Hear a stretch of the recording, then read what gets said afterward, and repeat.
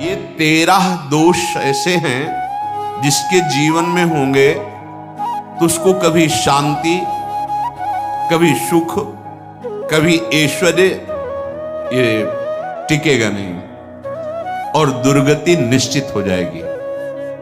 बहुत ध्यान से सुने। एक श्लोक में 6 दोष और दूसरे श्लोक में 7 दोष। उपासक को कभी इन दोषों को अपने अंदर टिकने नहीं देना चाहिए। और जो संसार के मार्ग में चल रहे हैं, अगर इन दोषों में चलेंगे तो वो जो आपके पुण्य कर्मों से ऐश्वर्य है भी वो नष्ट हो जाएगा। आप दुख, चिंता, शोक से ग्रसित होकर बड़ा दुख में जीवन व्यतीत करेंगे और आपकी गति बिगड़ जाएगी, दुर्गति हो जाएगी। विकत्थनः स्पृहायुर्मनस्वी बिभ्रत कोपम चपलो अरक्षणश्च एतान् पापाः षण्णराः पाप धर्मान् प्रकुर्वते नोऽत्र सन्तः सुदुर्गे संभोग संविद विषमोति मानी दत्तानुतापी कृपणो बलीयान् वर्ग प्रशंसी वनितास्तुदेष्टा एते परे सप्तनशंसवर्गाः। जो अपने मुख से अपनी बड़ाई प्रशंसा करता है, ये 13 लिख लो दिमाग में, डायरी में, क्योंकि ये नोट हो रहा है, आवाज डाली जाएगी, आप बार बार सुन, इनसे बचिए। अपनी बड़ाई, अपनी प्रशंसा कभी अपने मुख से नहीं करना, नहीं तो आपके पुण्य नष्ट हो जाएंगे, बुद्धि भ्रष्ट माने गिर जाएगी। अगर परमार्थ में चल रहे तो भी, और व्यवहार में तो पुण्य नष्ट हो ही जाएंगे। बुद्धि गिरी हुई तभी ऐसी बात होती है। और ये दोष बहुतायत है, ये बहुत प्रभावशाली है। अपनी बड़ाई मारना, इसको देख लो, पकड़ो, सत्संग है। अपने मुख से कभी अपनी बड़ाई ना करना। अगर कोई अपने मुख से अपनी बड़ाई करता है तो उसके सुकृत नष्ट हो जाते हैं, बुद्धि भ्रष्ट माने गिर जाती, पतित हो जाती है, फिर निर्णय ठीक नहीं। अगर हमारा सारथी, हमारा ड्राइवर मूढ़ हो तो कहीं भी हमको गिरा देगा, तो वो बुद्धि भ्रष्ट मतलब गिर जाती है, निर्णय करने लायक नहीं रहती। अपनी प्रशंसा अपने मुख से करना। दूसरा, लोलुपता, ये वृत्ति नहीं होनी चाहिए। धर्म से चलेंगे, धर्म के द्वारा जो हमें प्राप्त होगा उसी से हम अपना भरण पोषण करेंगे। आपके बच्चे स्वस्थ होंगे, बुद्धिमान होंगे, परिवार में बहुत सुख और शांति होगी। भले दीपक की तरह जलो, बहुत काल तक रहेगी। लक्ष्मी जी भी आपके घर में बहुत काल, हम ये नहीं कहते कि बहुत नहीं, जितनी है बहुत सुख शांति से चलोगे। अगर लोलुपता करोगे, हिंसा, छल कपट, व्यभिचार, चोरी, ऐसे धन आ जाए, वो आएगा, लेकिन वो हाइलोजन की तरह आएगा, एकदम प्रकाश और फ्यूज, बिल्कुल अंधकार करके जाएगा। देख लेना, तुम्हारे जो सुख के हेतु हैं, तुम्हारा शरीर, तुम्हारे बच्चे, तुम्हारी पत्नी, तुम्हारा परिवार, उसको देख के तुम रात दिन जलोगे बिना आग के। ऐसे उनके आचरण होंगे, ऐसे उनके अंग होंगे, ऐसे उनके दिमाग होंगे, ऐसा उनका व्यवहार होगा। ये लोलुपता अगर उपासक में या किसी में है तो उसको नष्ट कर देते। सावधान। तीसरा, यदि आपका अपमान होता है तो आपको उसे सहन करना होगा, उससे आपके पाप नष्ट हो जाएंगे। जो तनिक सा भी अपमान होने पर बहुत क्रोध करके दूसरे का अपकार करने लगता है, ये आपका पतन करा देगा, ये आपको फंसा देगा, हृदय जलेगा, अर्थव्यवस्था नष्ट होगी, पूरा परिवार दुखी होगा। जरा सा अपमान की संभावना में आप किसी से भी भिड़ गए, किसी से भी, वो ये प्रवृत्ति आपका पतन कर देगी। उपासक में तो अपमान सहना अमृत है, नीचा अपमानम शुद्धा, पर व्यवहार में भी ज्यादा उत्तेजित मत होइएगा। ये तो कुछ मिनट की बात है। अगर आपने उसे मारा पीटा, रिपोर्ट हुई कानून की, ओ फंसते चले जाओगे, अर्थ जाएगा, समय जाएगा, चिंतन जाएगा, बहुत तरह से हानि हो जाएगी। अगर आप सह गए तो आपका सहना उसके लिए आग बन जाएगा। उमा क्षमा साप होते भारी। तुम्हें दंड देने की जरूरत नहीं, उसका एक कर्म ही उसे दंड दे देगा। आप शांत हो जाइए। आप सत्संगी हैं, आप शांत रहिए। चौथा, निरंतर क्रोध और उसका चिंतन। बैठे बैठे बस द्वेषियों का चिंतन ही हो रहा है, अंदर क्रोध का चिंतन और द्वेषियों का चिंतन ही हो रहा है। द्वेष भरी बातें, द्वेष भरे क्रियाएं, उन्हीं का चिंतन करके जलते रहना क्रोध से। उपासक को तो क्रोध करना ही नहीं चाहिए, बहुत शांत। ठीक है, अभ्यास में कभी क्रोध हो सकता है, उसको भी समन करो, अंदर से प्रायश्चित, जैसा कि अब गलती हुई, आगे नहीं करेंगे। और व्यवहार में भी क्रोध को आप पीना सीखें। अगर बार बार आपका क्रोध प्रकट होता ही रहेगा, आपका स्वभाव बिगड़ जाएगा, आपके पुण्य नष्ट हो जाएंगे और आपका जीवन नष्ट हो जाएगा। देने वाला उतना दे देगा, आपको आनंदित रहो। पैसा खर्चा, सब पूरे जीवन का विध्वंस मचा दिया क्रोध ने। कहीं भी आप देखो, किसी से क्रोध करके देखो, फिर देखो तुम्हारा भजन चल रहा है, तुम्हारी वो आनंद वृत्ति है नहीं, जलोगे और वो जलन और गुस्सा दिलाएगी और वो बैठे बैठे जलो नहीं। ये क्रोध जो है, ये चाहे व्यवहार में हो चाहे परमार्थ में, दोनों की हानि करने वाला है। और आश्रित जनों की रक्षा ना करना। अगर कोई भाग कर आपके पास आ गया है, कोई पशु पक्षी या कोई मनुष्य, आपको चाहिए कि अब चाहे हमारे पहले प्राण जाए, उसकी रक्षा करें। सीवी जैसे तो कोई बिरले ही होते हैं, पर इतना जरूर ध्यान दें, जैसे कोई पशु पक्षी किसी भय से आपकी सीमा के अंतर्गत आ गया है, अब उसकी रक्षा करनी है। अगर आप स्वयं मार देते हैं या मरवा देते हैं, या आपके सुकृत नष्ट कर देगा, या आपकी दुर्गति का कारण बन जाएगा। और जो पाप कर्म उत्साहित होकर करते हैं, उपासक को तो बहुत सावधान रहना चाहिए, पर व्यवहार में भी जो नहीं करना चाहिए, अगर वो पाप कर्म आपके द्वारा मन में प्रेरित हो रहे हैं, संकल्प बन रहा है, क्रियाएं हो रही हैं, दुर्गति पक्की, पुण्य नष्ट हो जाएंगे, दुख अशांति बढ़ती चली जाएगी, कभी शांति नहीं प्राप्त कर पाएंगे। ऐसा नहीं कि जो मन में आवे सो करे। पापाचरण निडर और उत्साहित होकर करना, अगर ऐसे लक्षण है, निश्चित दुर्गति होती है।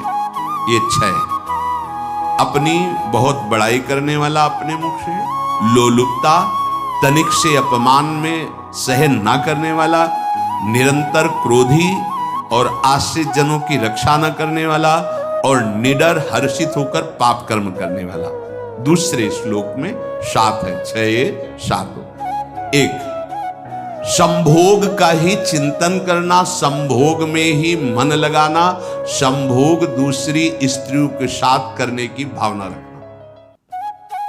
संभोग, पहला है संभोग। रात दिन बैठे बैठे बस यही चिंतन करना, गंदी बातों का, गंदी बातें देखना, गंदी बातें सुनना, गंदी बातों का चिंतन करना। फिर अन्य माताओं बहनों के प्रति काम दृष्टि से देखना, कोई आ जा रही दृष्टि से, काम भाव से देखना, भोग बुद्धि से देखना, निश्चित पुण्यनाश दुर्गति। बड़े बड़े उदाहरण इतिहास में हैं जिन्होंने ऐसा दृश्य नेत्रों से देखने की चेष्टा की, मन में संकल्प किया, भोगने का, नष्ट हो गए, चाहे वो कितने बड़े प्रतापी हो। ये दुर्योधन कोई साधारण थोड़ी है, भगवान व्यासदेव जी के द्वारा ही तो लगा। भगवान व्यासदेव जी ही इसकी उत्पत्ति का कारण है। आप देखो, इतने महान पुलस्त जी ही उत्पत्ति का कारण है रावण की। बस यही ऐसे दोष हैं जिनके कारण जीव नष्ट हो जाता है। ठीक है, धर्मयुक्त काम भगवान ने आदेश किया है। आपका पाणिक ग्रंथ संस्कार हो गया है, संतानोत्पत्ति की भावना से कुछ पवित्र तिथियों का त्याग करते हुए चर्चा में हुई है। एक नियम है, एक आदेश है शास्त्र का। आप बहुत काम प्रवृत्ति वाले हैं तो प्रत्येक मास में जब माताएं बहनें पवित्र हो जाती मासिक धर्म से, तो जिनका पाणी ग्रहण आपने किया, जो पत्नी स्वरूप है, वो ठीक है। वहां भी बार बार के लिए व्यभिचार प्रवृत्ति के लिए शास्त्र आदेश नहीं करता, संयम पूर्वक, और उसका चिंतन नहीं करना। पाणी ग्रहण संस्कार है, घर में विराजमान है, एक संयम एक नियम के अनुसार उसका चिंतन तो फिर भ्रष्ट कर देगा। चिंतन प्रभु का करना है, चिंतन प्रभु की सेवा जो आपके कर्तव्य, इसके चिंतन से बचो।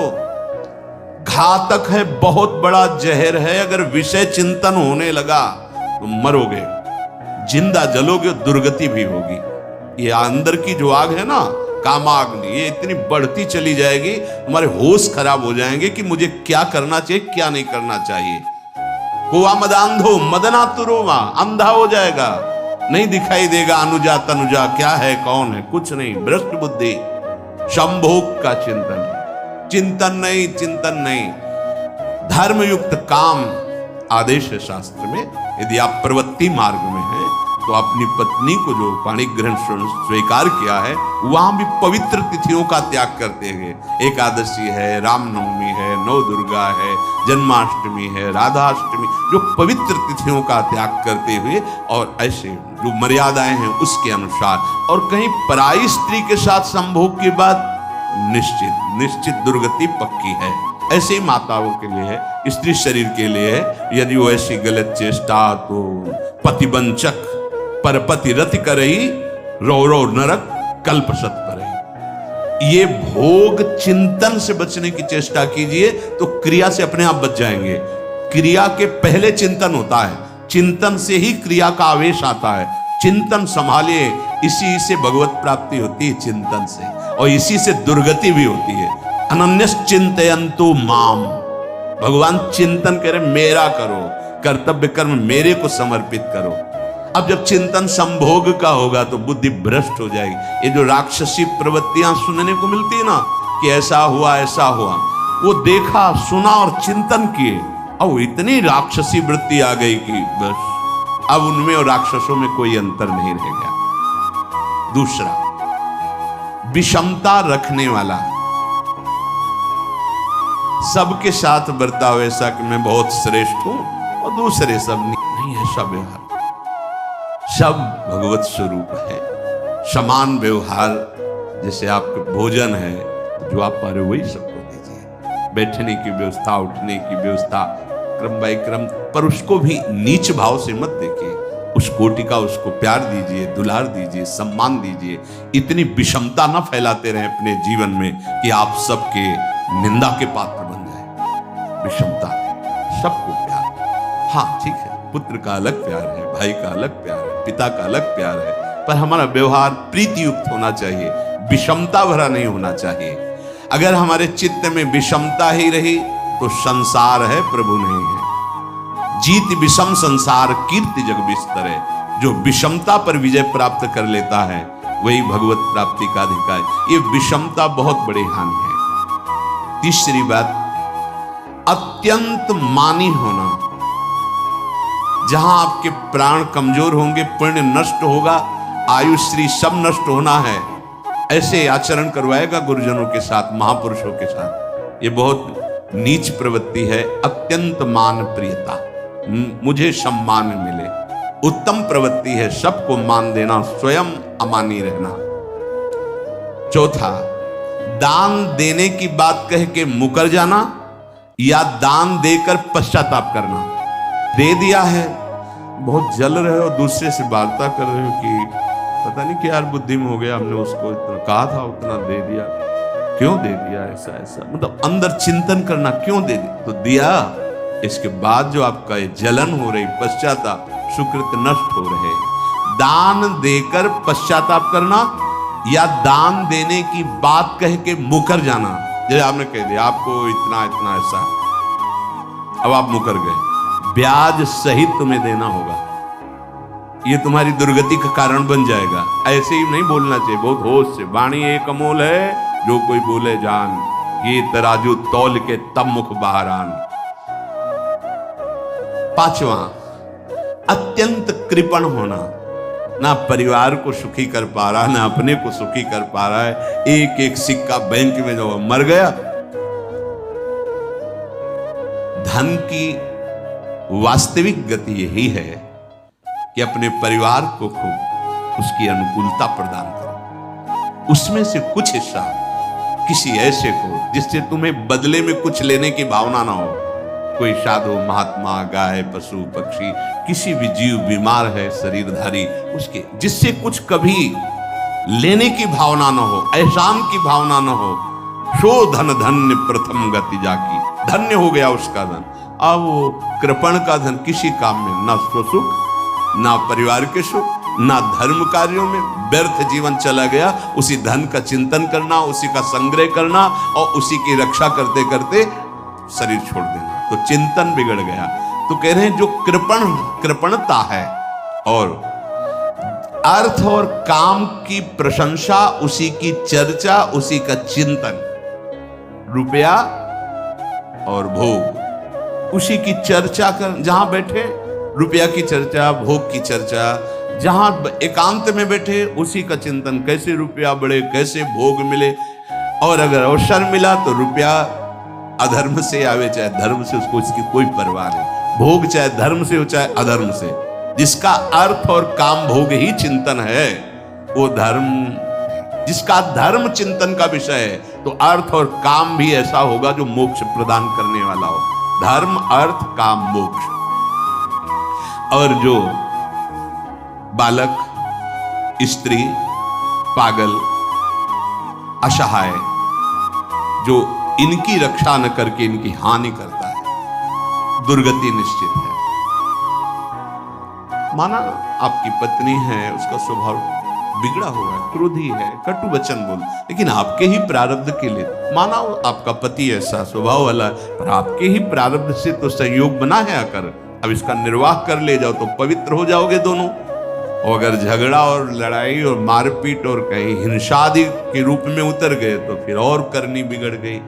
बालक है, आप उसको ज्ञान नहीं कि आप पवित्र है, कि आप पवित्र है, उसको ज्ञान नहीं कि आप उसके साथ व्यवहार अच्छा कर रहे हैं कि बुरा कर रहे हैं। रक्षा करनी है आपको, शोषण नहीं करना। कह रहे स्त्री, बालक और पागल, जिसे विक्षिप्त है, पागल है, आपको रक्षा करनी है। बन जाए तो उसको भोजन, ऐसा नहीं कि ईट मारो, उसको अपमानित करो, उसकी बुद्धि खराब है, प्रारब्धवशात खराब हो गई है।